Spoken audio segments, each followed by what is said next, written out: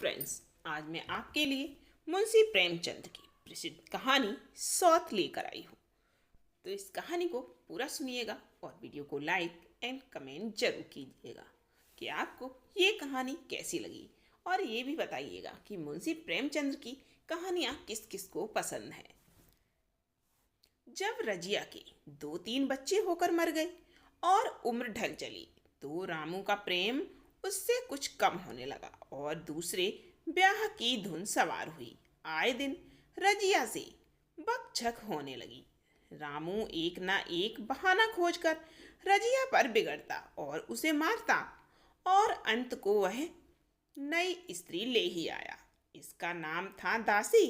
चंपई रंग था, बड़ी बड़ी आंखें, जवानी की उम्र, पीली कुसांगी। रजिया भला इस नवयोजना के सामने क्या जांचती। फिर भी वह जाते हुए स्वामित्व को जितने दिन हो सके अपने अधिकार में रखना चाहती थी। तिगरते हुए छप्पर को थुनियों से संभालने की चेष्टा कर रही थी। इस घर को उसने मर मर कर बनाया है, उसे सहज ही में नहीं छोड़ सकती। वह इतनी बेसमझ नहीं है कि घर छोड़कर चली जाए और दासी राज करे। एक दिन रजिया ने रामू से कहा, मेरे पास साड़ी नहीं है, जाकर ला दो। रामू उसके एक दिन पहले दासी के लिए अच्छी सी चुंदरी लाया था। रजिया की मांग सुनकर बोला, मेरे पास अभी रुपया नहीं है। रजिया को साड़ी की उतनी चाहना थी जितनी रामू और दसिया के आनंद में विघ्न डालने की। बोली, रुपए नहीं थे तो कल अपनी चहेती के लिए चुंदरी क्यों लाए? चुंदरी के बदले उसी दाम में 2 साड़ियां लाते तो एक मेरे काम ना आ जाती। रामू ने स्वेच्छा भाव से कहा, मेरी इच्छा, जो चाहूं करूंगा। तू बोलने वाली कौन है? अभी उसके खाने खेलने के दिन है। तू चाहती है उसे अभी से नौन तेल की चिंता में डाल दूं? यह मुझसे ना होगा। तुझे ओढ़ने पहनने की साध है तो काम कर। भगवान ने क्या हाथ पैर नहीं दिए हैं? पहले तो घड़ी रात उठकर काम धंधे में लग जाती थी, अब उसकी डाह में पहर तक पड़ी रहती है। तो रुपए क्या आकाश से गिरेंगे? मैं तेरे लिए अपनी जान थोड़े ही दे दूंगा। रजिया ने कहा, तो क्या मैं उसकी लौंडी हूं कि वह रानी की तरह पड़ी रहे और मैं घर का सारा काम करती रहूं? इतने दिनों छाती फाड़कर काम किया है, उसका यह फल मिला तो अब मेरी बला काम करने आती है। मैं जैसे रखूंगा वैसे ही तुझे रहना पड़ेगा। मेरी इच्छा होगी रहूंगी, नहीं अलग हो जाऊंगी। जो तेरी इच्छा हो कर, मेरा गला छोड़। अच्छी बात है, आज से तेरा गला छोड़ती हूँ, समझ लूंगी विधवा हो गई। रामू दिल में इतना तो समझता था कि यह गृहस्थी रजिया की जोड़ी हुई है, चाहे उसके रूप में उसके लोचन विलास के लिए आकर्षण न हो। संभव था कुछ देर के बाद वह जाकर रजिया को मना लेता, पर दासी भी कूटनीति में कुशल थी। उसने गर्म लोहे पर चोटें जमाना शुरू की। बोली, आज देवी जी किस बात पर बिगड़ रही थी? रामू ने उदास मन से कहा, तेरी चुंदरी के पीछे रजिया महाभारत मचाए है। अब कहती है अलग रहूं। मैंने कह दिया, तेरी जो इच्छा हो कर। दसिया ने आंखें मटका कर कहा, यह सब नखरे हैं कि आकर हाथ पांव जोड़ें, मनावन करें और कुछ नहीं। तुम चुपचाप बैठे रहो, 2-4 दिन में आप ही आप गर्मी उतर जाएगी। तुम कुछ बोलना नहीं, उसका मिजाज और आसमान पर चढ़ जाएगा। रामू ने गंभीर भाव से कहा, दासी, तुम जानती हो वह कितनी घमंडिन है। मुंह से जो बात कहती है उसे करके छोड़ती है। रजिया को भी रामू से ऐसी कृतज्ञता की आशा न थी। वह जब पहले की सी सुंदर नहीं, इसीलिए रामू को अब उससे प्रेम नहीं। पुरुष चरित्र में यह कोई असाधारण बात न थी, लेकिन रामू उससे अलग अलग रहेगा इसका उसे विश्वास नहीं आता था। यह घर उसी ने पैसा पैसा जोड़कर बनवाया था, गृहस्थी भी उसी की जोड़ी हुई है, अनाज का लेन देन उसी ने शुरू किया। इस घर में आकर उसने कौन कौन से कष्ट नहीं झेले, इसीलिए तो कि पौरुख थक जाने पर एक टुकड़ा चैन से खाएगी और पड़ी रहेगी, और आज वह इतनी निर्दयता से दूध की मक्खी की तरह निकाल कर फेंक दी गई। रामू ने इतना भी नहीं कहा, तू अलग नहीं रहने पाएगी। मैं या खुद मर जाऊंगा या तुझे मार डालूंगा, पर तुझे अलग ना होने दूंगा। तुझसे मेरा ब्याह हुआ है, हंसी ठट्टा नहीं है। तो जब रामू को उसकी परवाह नहीं है तो वह रामू की क्यों परवाह करे? क्या सभी स्त्रियों के पुरुष बैठे होते हैं? सभी के माँ बाप बेटे पोते होते हैं। आज उसके लड़के जीते होते तो मजाल थी कि नई स्त्री लाते और मेरी यह दुर्गति करते। इस निर्दयी को मेरे ऊपर इतनी भी दया न आई। नारी हृदय की सारी परवशता इस अत्याचार से विद्रोह करने लगी। वही आग जो मोटी लकड़ी को स्पर्श भी नहीं कर सकती, फूस को जलाकर भस्म कर देती है। दूसरे दिन रजिया एक दूसरे गांव में चली गई। उसने अपने साथ कुछ न लिया। जो साड़ी उसकी देह पर थी वही उसकी सारी संपत्ति थी। विधाता ने उसके बालकों को पहले ही छीन लिया था, आज घर भी छीन लिया। रामू उस समय दासी के साथ बैठा हुआ अमोद विनोद कर रहा था। रजिया को जाते देखकर शायद वह समझ न सका कि वह चली जा रही है। रजिया ने यही समझा। इस तरह चोरों की भांति वह जाना भी न चाहती थी। वह दासी को, उसके पति को और सारे गांव को दिखा देना चाहती थी कि वह इस घर से ढेले की चीज भी नहीं ले जा रही है। गांव वाली की दृष्टि में रामू का अपमान करना ही उसका लक्ष्य था। उसके चुपचाप चले जाने से तो कुछ भी ना होगा। रामू उल्टा सबसे कहेगा, रजिया घर की सारी संपदा उठा ले गई। उसने रामू को पुकार कर कहा, संभालो अपना घर, मैं जाती हूँ। तुम्हारे घर की कोई भी चीज अपने साथ नहीं ले जाती। रामू एक क्षण के लिए कर्तव्य भ्रष्ट हो गया। क्या कहे, उसकी समझ में कुछ नहीं आया। उसने आशा न की थी कि वह यूं जाएगी। उसने सोचा था जब वह घर ढोकर ले जाने लगेगी तब वह गांव वालों को दिखाकर उनकी सहानुभूति प्राप्त करेगा। और अब क्या करे? दसिया बोली, जाकर गांव में ढिंढोरा पीट आओ, यहाँ किसी का डर नहीं है। तू अपने घर से लेके आई थी, जो कुछ लेकर जाएगी। रजिया ने उसके मुंह न लगकर रामू ही से कहा, सुनते हो अपनी चहेती की बातें, फिर भी मुंह नहीं खुलता। मैं तो जाती हूँ, लेकिन दस्सो रानी, तुम भी बहुत दिन राज न करोगी। ईश्वर के दरबार में अन्याय नहीं फलता। वह बड़े बड़े घमंडियों का घमंड चूर कर देते हैं। दसिया ठट्ठा मारकर हंसी, पर रामू ने सिर झुका लिया। रजिया चली गई। रजिया जिस नए गांव में आई थी वह रामू के गांव से मिला हुआ ही था, अतः यहाँ के लोग उससे परिचित हैं। वह कैसी कुशल गृहिणी है, कैसी मेहनती, कैसी बात की सच्ची, यह यहाँ किसी से छिपाना था। रजिया को मंजूरी मिलने में कोई बाधा ना हुई। जो एक लेकर दो काम करे, उसे काम की क्या कमी।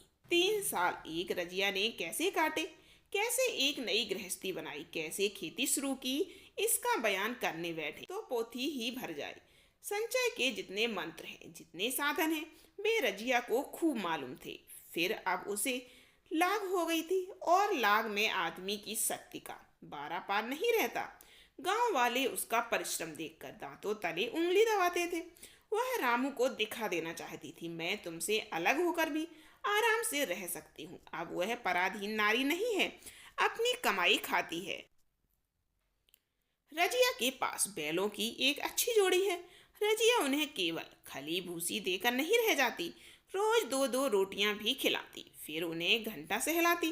कभी कभी उनके कंधों पर सिर रखकर रोती और कहती, बेटे हो तो, पति हो तो तुम ही हो, मेरी जान अब तुम्हारे ही साथ है। दोनों बैल शायद रजिया की भाषा और भाव समझते थे, वे मनुष्य नहीं थे। मुंह नीचा करके रजिया का हाथ चाटकर उसे आश्वासन देते थे। वे उसे देखते ही कितने प्रेम से उसकी ओर ताकने लगते हैं और कैसा जी तोड़ काम करते हैं, यह वे लोग समझ सकते हैं जिन्होंने बैलों की सेवा की हो और उनके हृदय को अपनाया है। रजिया इस गांव की चौधराइन है। उसकी बुद्धि, जो पहले नित्य आधार खोजती रहती थी और स्वच्छ रूप से अपना विकास न कर सकती थी, अब छाया से निकलकर प्रौढ़ और उन्नत हो गई है। एक दिन रजिया घर लौटी तो एक आदमी ने कहा, तुमने नहीं सुना चौधराइन, रामू तो बहुत बीमार है, सुना 10 लंघन हो गए हैं। रजिया ने उदासीनता से कहा, जूड़ी है क्या? जूड़ी नहीं, कोई दूसरा रोग है। बाहर खाट पर पड़ा था, मैंने पूछा कैसा जी है रामू, तो रोने लगा। बुरा हाल है, घर में एक पैसा भी नहीं। दवा दारू कैसे करे। दसिया के एक लड़का हुआ है, वह तो पहले भी काम धंधा न करती थी, अब तो लड़कोरी है, कैसे काम करने आए। सारी मार रामू के सिर जाती है, फिर गहने चाहिए, नई दुल्हनिया यूं कैसे रहे। रजिया ने घर में जाते हुए कहा, जो जैसा करेगा आप भोगेगा, लेकिन अंदर उसका जी ना लगा। वह एक क्षण में फिर बाहर आई, शायद उस आदमी से पूछना चाहती थी, और इस अंदाज से पूछना चाहती थी मानो उसे कुछ परवाह नहीं। पर वह आदमी चला गया था। रजिया ने पूरा पश्चिम जाकर देखा, वह कहीं न मिला। तब रजिया द्वार के चौखट पर बैठ गई। इसे वे शब्द याद आए जो उसने 3 साल पहले रामू के घर से चलते समय कहे थे। उस वक्त जलन में उसने शाप दिया था। अब वह जलन न थी। समय ने उसे बहुत कुछ शांत कर दिया था। रामू और दासी की हीनावस्था अब ईर्ष्या के योग्य नहीं, दया के योग्य थी। उसने सोचा, रामू को 10 लंघन हो गए हैं, तो अवश्य ही उसकी दशा अच्छी ना होगी। कुछ ऐसा मोटा ताजा तो पहले भी ना था। 10 लंघन ने तो बिल्कुल ही घुला डाला होगा। फिर इधर खेती बाड़ी में भी टोटा हो रहा है, खाने पीने को भी ठीक ठीक ना मिला होगा। पड़ोसी की एक स्त्री ने आग लेने के बहाने आकर पूछा, सुना रामू बहुत बीमार है, जो जैसी करेगा वैसा पाएगा। तो तुम्हें इतनी बेदर्दी से निकाला कि कोई अपने बैरी को भी ना निकाले। रजिया ने टोका, नहीं दीदी, ऐसी बात न थी। वे तो बेचारे कुछ भी नहीं बोले। मैं चली तो सिर झुका लिया। दसिया के कहने में आकर वह चाहे जो कुछ कर बैठे हों, यूं मुझे कभी कुछ नहीं कहा। किसी की बुराई क्या करूं? फिर कौन मर्द ऐसा है जो औरतों के बस नहीं हो जाता? दसिया के कारण उनकी यह दशा हुई है। पड़ोसन ने आग न मांग मुंह फेर कर चली गई। रजिया ने कलसा और रस्सी उठाई और कुएं पर पानी खींचने गई। बैलों को सारी पानी देने की बेला आ गई थी, पर उसकी आंखें उस रास्ते की ओर लगी हुई थी जो मलसी रामू के गांव को जाती है। कोई उसे बुलाने अवश्य आ रहा होगा, नहीं बिना बुलाए वह कैसे जा सकती है। लोग कहेंगे आखिर दौड़ी आई ना, मगर रामू तो अचेत पड़ा होगा। 10 लंघन थोड़े नहीं होते, उसकी देह में था ही क्या। फिर उसे कौन बुलाएगा? दसिया को क्या गरज पड़ी है, कोई दूसरा घर कर लेगी, जवान है, 100 ग्राहक मिल जाएंगे। अच्छा वह आ तो रहा है, हाँ आ रहा है। कुछ घबराया सा जान पड़ता है, कौन आदमी है, इसे तो कभी मलसी में नहीं देखा, मगर उस वक्त से मलसी कभी गई भी तो नहीं। 2-4 नए आदमी आकर बसे होंगे। बटोही चुपचाप कुएं के पास से निकला। रजिया ने कलसा जगत पर रख दिया और उसके पास जाकर बोली, रामू महतो ने भेजा है तुम्हें? अच्छा तो चलो घर, मैं तुम्हारे साथ चलती हूँ। नहीं, अभी मुझे कुछ देर है, बैलों को सानी पानी देना है, दिया बत्ती करना है। तुम्हें रुपए दे दूं, जाकर दसिया को दे देना, कह देना कोई काम हो तो बुला ले। बटोही रामू को क्या जाने, किसी दूसरे गांव का रहने वाला था। पहले तो चकराया, फिर समझ गया, चुपके से रजिया के साथ चला गया और रुपए लेकर लंबा हुआ। चलते चलते रजिया ने पूछा, अब क्या हाल है उनका? बटोही ने अटकल से कहा, अब तो कुछ संभल रहे हैं। दसिया बहुत रो धो तो नहीं रही है? रोती तो नहीं थी, वह क्यों रोएगी? मालूम होगा पीछे बटोही चला गया। तो रजिया ने बैलों को सानी पानी किया, पर मन रामू की ओर लगा हुआ था। स्नेह स्मृतियां छोटी छोटी तारिकाओं की भांति मन में उदित होती जाती थी। एक बार जब वह बीमार पड़ी थी, वह बात याद आई।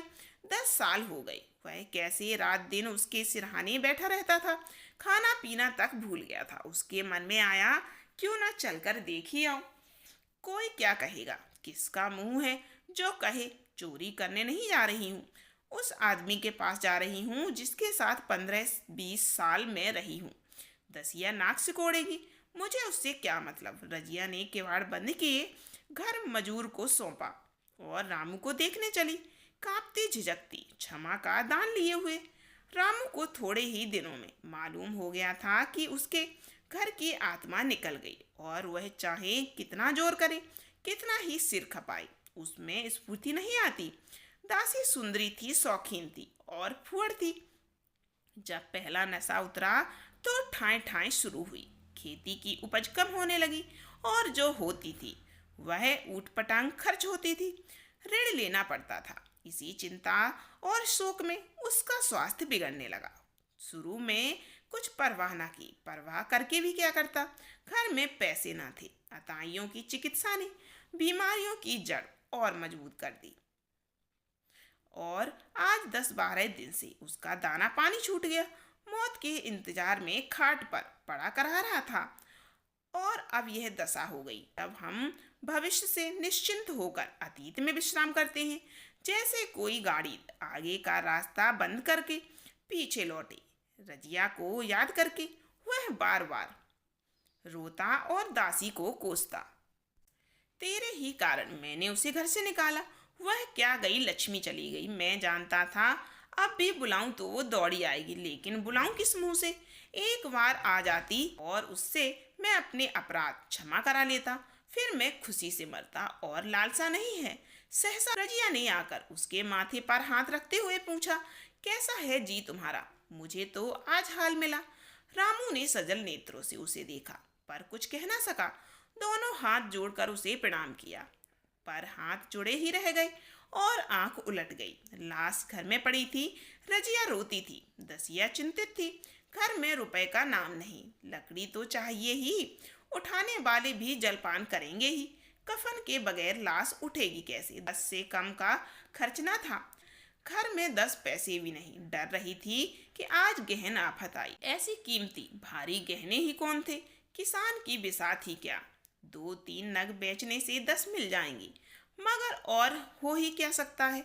उसने चौधरी के लड़के को बुलाकर कहा, देवर जी, यह बेड़ा कैसे पार लगे? गांव में कोई ढेले का भी विश्वास करने वाला नहीं। मेरे गहने हैं, चौधरी से कहो इन्हें गिरवी रखकर आज का काम चलाए, फिर भगवान मालिक है। रजिया से क्यों नहीं मांग लेती? सहसा रजिया आंखें पोंछती हुई आ निकली। कान में भनक पड़ी। पूछा, क्या है, क्या सलाह कर रहे हो? अब मिट्टी उठाओगे कि सलाह की बेला है? हाँ, उसी का इंतजाम कर रहा हूँ। रुपए पैसे तो यहाँ होंगे नहीं, बीमारी में खर्च हो गए। इस बेचारी को तो बीच मझधार में लाकर छोड़ दिया। तुम लपक कर उस घर चले जाओ भैया। कौन दूर है? कुंजी लेते आओ। मजदूर से कहना भंडार से 50 रुपए निकाल दे। कहना ऊपर की पटरी पर रखे हैं। वह तो कुंजी लेकर उधर गया। इधर दसिया राजू के पैर पकड़कर रोने लगी। बहना पे के ये शब्द उसके हृदय में बैठ गए। उसने देखा कि रजिया में कितनी दया है, कितनी क्षमा है। रजिया ने उसे छाती से लगाकर कहा, क्यों रोती है बहन? वह चला गया, मैं तो हूँ, किसी बात की चिंता मत करो। इसी घर में हम और तुम दोनों उनके नाम पर बैठेंगी। मैं वहां भी देखूंगी, यहाँ भी देखूंगी। धाप भर की बात ही क्या। कोई तुमसे गहने पाते मांगे तो मत देना। रजिया का जी होता था कि सिर पटक पटक कर मर जाए। उसे इसे उसने कितना जलाया, कितना रुलाया और घर से निकाल कर छोड़ा।